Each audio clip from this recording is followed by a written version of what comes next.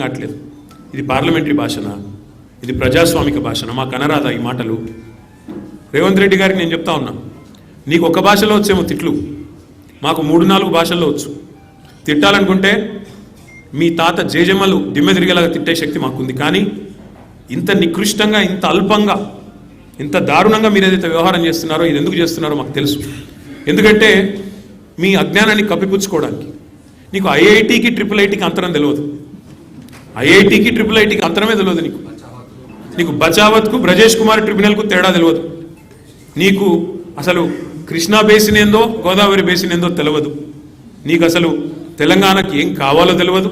నీకు తెలిసిందల్లా ఒక్కటే, దోచుకోవడం, దాచుకోవడం తప్ప నీకు తెలిసింది ఏమీ లేదు. ఒక అజ్ఞానివి, ఒక ఉష్ట్రపక్షివి. నువ్వు ఏమనుకుంటున్నావు? నిన్న చెప్తున్నాడు ఆయన, తెలంగాణ కోసం అంటే ఈ మహానుభావుడు ప్రాణాలు ఇస్తాడంట. నువ్వు తీసిన ప్రాణాలు చాలు, నువ్వు తీసిన ప్రాణాలు చాలు. ఇప్పటికే 836 మంది రైతులను పొట్టన పెట్టుకున్నాడు రేవంత్ రెడ్డి వచ్చిన తర్వాత. 100 మంది పైచిలకు ఆటో డ్రైవర్లను పొట్ట పెట్టుకున్నాడు. 100 మంది పైచిలకు గురుకులాల్లో పిల్లలను పొట్టన పెట్టుకున్నాడు. 48 మంది నేతన్నలను ఉసురు పోసుకున్నావు. ఇప్పటికే నువ్వు తీసిన ప్రాణాలు చాలు. నువ్వు ఆనాడు తెలంగాణ వాదుల మీదకి, తెలంగాణ బిడ్డల మీదకి తుపాకీ తీసుకొని పోయి తెలంగాణ ఉద్యమాన్ని అవమానించింది ఎవరు మర్చిపోలేదు. ఇవాళ ఏదో పేమెంట్ కోటాలో అదృష్టం బాగుండి అడ్డిమారి గుడ్డి దెబ్బలో ముఖ్యమంత్రి అయినావు రేవంత్ రెడ్డి. నీ వాగుడు, నీ అల్పబుద్ధి ప్రపంచం మొత్తం చూస్తూ ఉంది.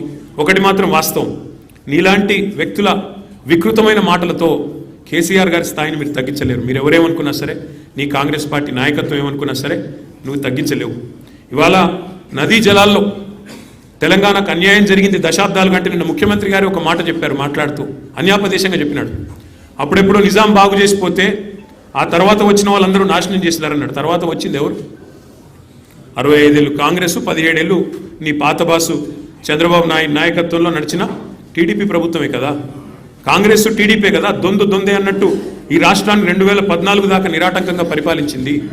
మరి నిన్న మీరు ఏ నిందారోపణలు అయితే చేశారో ఖచ్చితంగా దాని బాధ్యత, దాని యొక్క ద్రోహం ఏదైతే జరిగిందో తెలంగాణకు, దానికి పరిపూర్ణమైన బాధ్యత కాంగ్రెస్ పార్టీ వహించాలని చెబుతూ, మరి ఈరోజు వాస్తవాలను చెప్పడానికి నీళ్లల్లో తెలంగాణకు జరిగిన ద్రోహాన్ని మరి ఏ రకంగా కేసీఆర్ గారు సరిదిద్దే ప్రయత్నం చేశారో ఇవన్నీ మా శాసనసభాపక్ష ఉపనాయకులు, మాజీ ఇరిగేషన్ మంత్రి, సీనియర్ నాయకులు, సిద్దిపేట శాసనసభ్యులు హరీష్ రావు గారు వివరిస్తారు. వారిని రావాలని, ప్రసంగించాలని వారిని